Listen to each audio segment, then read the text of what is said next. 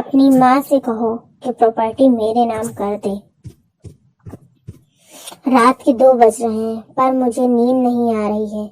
मन बहुत उदास है। एक बार पलटकर पति वीरेन की तरफ देखा तो वो बड़ी ही सुकून भरी नींद में सो रहे थे। एक बार तो देखकर मन घृणा से भर गया। पिछले कुछ दिनों में जो कुछ भी घटा है मेरे साथ, उसने मुझे सोचने पर मजबूर कर दिया है। मेरा तो कोई अस्तित्व ही नहीं, जिसने जैसा चाहा वैसा चलाया और अब जैसा चाह रहे हैं वैसे ही सांसने में ढालने की कोशिश कर रहे हैं। और उसमें मेरे पति का योगदान सबसे ज्यादा है। मेरा नाम रिया वर्मा है। मैं अपने ससुराल में छोटी बहू हूँ। मेरे ससुराल में मेरी सास सरला जी, मेरे पति वीरेन और मैं और हमारा एक बेटा। अब आते हैं असल मुद्दे पर। दरअसल अभी 1 महीने पहले मेरे पिता का आकस्मिक निधन हो गया। घर में माँ के अलावा कोई नहीं बचा। मैं अपने माता पिता की इकलौती संतान हूँ। मम्मी पापा बताते थे कि मेरे जन्म के 2 साल बाद एक बेटा हुआ था। वह 2 दिन से ज्यादा जी नहीं पाया। इसे अपनी नियति मानकर उन्होंने मेरी परवरिश पर ही ध्यान दिया और दूसरे बच्चे की आस छोड़ दी। खैर, पिताजी की मृत्यु के बाद अब कई फैसले लेने थे। सबसे बड़ा फैसला कि माँ कहाँ रहेंगी, क्योंकि माँ अब बिल्कुल अकेली हो चुकी थी। इसलिए मैं उन्हें अकेला छोड़ना नहीं चाहती थी, लेकिन ससुराल में माँ को लाने को भी तैयार नहीं थी। कारण जब मेरे बेटे ने जन्म लिया था उस समय मेरी माँ यहाँ 1 महीने के लिए आई थी। मेरी सास और मेरे पति ने तो उन्हें नौकरानी ही समझ लिया था। बेचारी मेरी माँ सुबह से रात तक काम में ही लगी रहती थी, पर मजाल है कि दोनों माँ बेटे में से कोई उनकी मदद तो करा दे। लेकिन इस बारे में वीरेन को कोई चिंता नहीं थी, बल्कि वह तो दिन रात यही बातें करता था कि प्रॉपर्टी का क्या करना है, क्योंकि उसे अच्छे से पता था कि माँ ने पूरा फैसला मेरे ऊपर डाल दिया है। लेकिन मैं तो यह देखकर हैरान थी कि ससुराल में तो मुझे कभी निर्णय लेने नहीं दिया जाता था। आज मेरे मायके में भी मुझे फैसला लेने में का हक नहीं है। वीरेन मुझे अपने हिसाब से चलाने की कोशिश कर रहे थे। इस 1 महीने में मुझसे कई बार कह चुके हैं कि अपनी माँ से कहो कि प्रॉपर्टी मेरे नाम करा दे, तो मैं उनकी जिम्मेदारी उठाने को तैयार हूँ। वैसे भी अब वह अकेली क्या कर लेगी, किसी ना किसी सहारे की जरूरत तो पड़ेगी ही ना। पर मेरा मन नहीं मानता।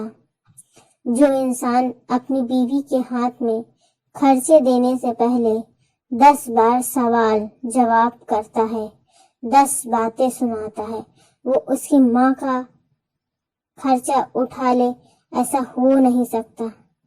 और दूसरी और जरूरी बात, उनके माँ ने कौन सी अपनी प्रॉपर्टी उनके नाम कर दी, पर फिर भी खुशी खुशी उनका खर्चा तो उठा रहे हैं ना।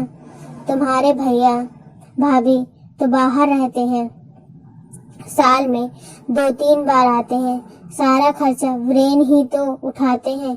तो ये इंसान मेरी माँ से सौदेबाजी क्यों करना चाहता है?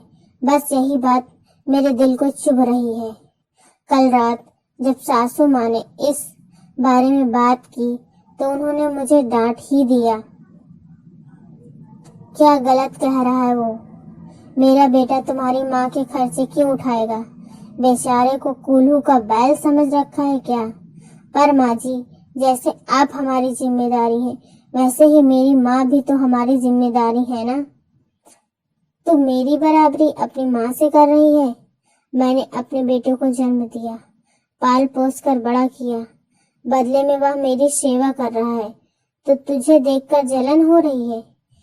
इतना ही सेवा करवाने का शौक था तो एक बेटा और पैदा कर लेती तेरी माँ। और वैसे भी औरत को क्या पता है कि किस तरह से फैसले लेने हैं। तेरे पापा तो रहे नहीं, अब तो निर्णय वीरेन ही लेगा ना।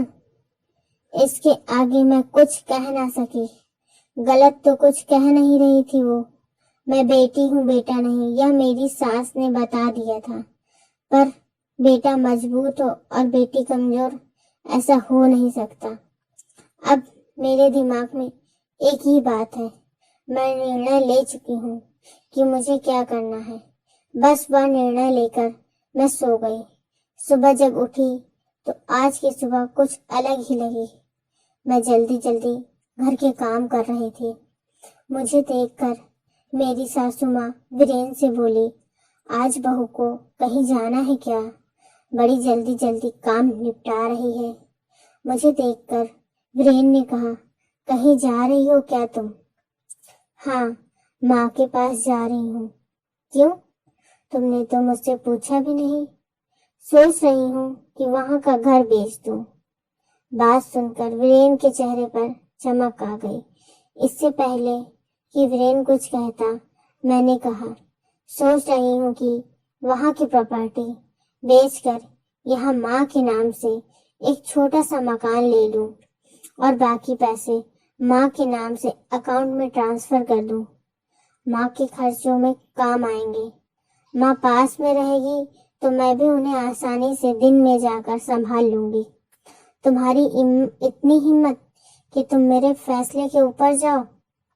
देख रहा हूँ बहुत ज्यादा बोलने लगी हो आजकल। मैं आपके फैसले के ऊपर कहाँ जा रही हूँ? मैंने कभी ससुराल के बीच में नहीं बोला। कभी किसी निर्णय में आपने मुझे साथ में नहीं लिया। पर अब तो मेरे मायके से संबंधित फैसला लेना है और वह मैं ले सकती हूँ। मेरी माँ है, उन्होंने मुझे जन्म दिया है, तो उनके बारे में सोचने की जिम्मेदारी मेरी है ना। अगर मैं नहीं सोचूंगी तो लोग सौदेबाजी करने को तैयार हो जाएंगे और वो मुझे मंजूर नहीं। बहू अपनी माँ के लिए तो हमसे लड़ने को तैयार है। आपके बीच में मेरी सास बोली, देखिए माँ जी, कल आप ही ने मुझे यह रास्ता बताया था। आपने कहा था ना कि मेरा बेटा है, वह तुम्हारी माँ की जिम्मेदारी क्यों उठाएगा। इसी तरह मैं अपनी माँ की बेटी हूँ, इसलिए मुझे रोका तो मैं आपकी जिम्मेदारी नहीं उठाऊंगी। आप अच्छी तरह से याद रखिएगा, आपका बेटा सिर्फ कमाता है, पर इस मकान को घर मैं बनाती हूँ। मेरी बात सुनकर दोनों में से किसी ने कुछ नहीं कहा। जानती हूँ नाराज है तो नाराज रहने दो। इनकी नाराजगी के चलते मेरी माँ को मुझे मोहताज थोड़ी ना करना है। बस फटाफट अपना काम निपटा कर मैं चल पड़ी थी अपने फैसले को अमल करने। शिक्षाप्रद कहानियाँ सुनने के लिए मेरे इस चैनल को सब्सक्राइब